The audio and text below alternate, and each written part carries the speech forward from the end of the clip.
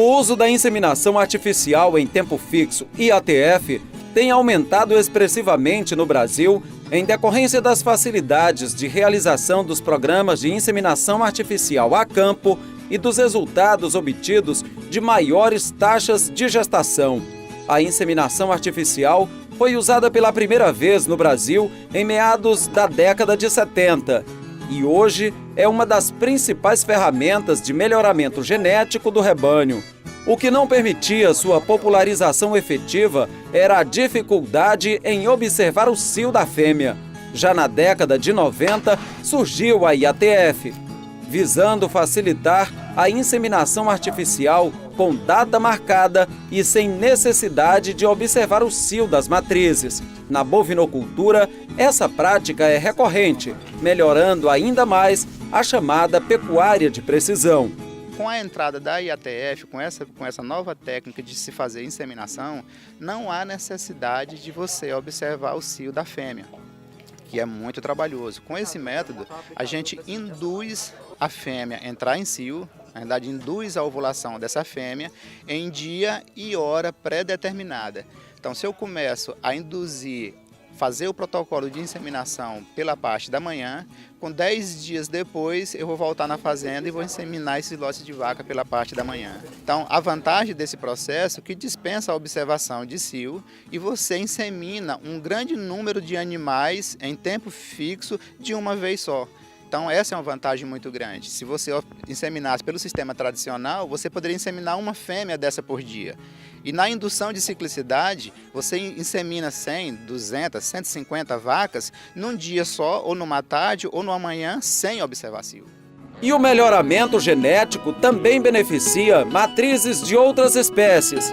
Em equinos, os resultados são satisfatórios. Para aumentar a tropa de campo no pastejo do gado, 8 mulas vão nascer de éguas da raça Manga Larga Machador na fazenda Nelore Projetiza, onde acompanhamos esse processo. A fazenda tem hoje um plantel de aproximadamente 1.200 animais da raça Nelore. No curral, um lote de 8 éguas de 3 a 4 anos de idade, todas prontas para serem inseminadas. A vantagem da inseminação nos equinos é que o índice é muito bom, né? Diferentemente da vaca, a égua a gente espera em torno de 70% a 90%, chegando até a 100% por uma inseminação só, né? Então o índice é muito bom. É um procedimento um pouco mais trabalhoso, né, do que na vaca, porque você tem que dar o acompanhamento, né, todo santo dia, acompanhando o crescimento folicular, né, para poder chegar no ponto certo de inseminar.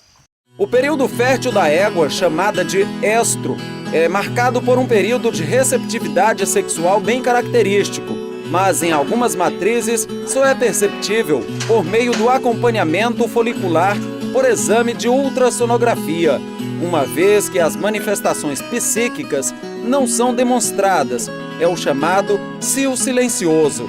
Essa manifestação é muito comum no período conhecido como cio do potro, que ocorre entre o 5º e o 15º dia pós-parto. As fêmeas equinas apresentam sazonalidade reprodutiva regulada pela luminosidade. Com isso, em regiões com o fotoperíodo bem marcado, a estação de monta ocorre no período de primavera a verão.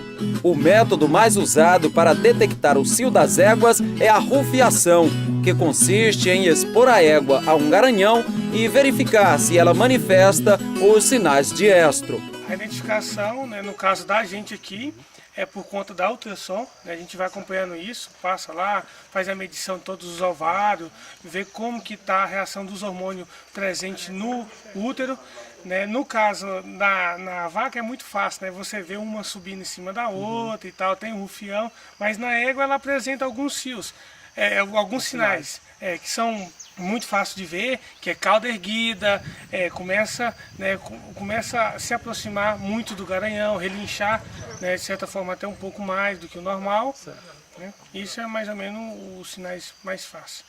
Os períodos de gestação são diferentes, se a égua for inseminada de um macho da mesma espécie ou de espécies diferentes, no caso, o jumento. A ultrassom é de suma importância, né? Então ela me ajuda, né, a fazer tudo, né? Desde a prenhez, como acompanhar, né, o desenvolvimento da gestação. Às vezes a gente pode diagnosticar uma coisa que gera um aborto, a gente pode interferir por medição, por exemplo, da parede do endométrio, né? Da uma endometrite, alguma coisa assim, uma placentite, que é uma inflamação da placenta, que é a causa mais comum de aborto, né, hoje, né? Então a gente pode diagnosticar isso muito precoce. A gestação do equino é em torno de 340 dias, né, de média, né, em torno de 11 meses.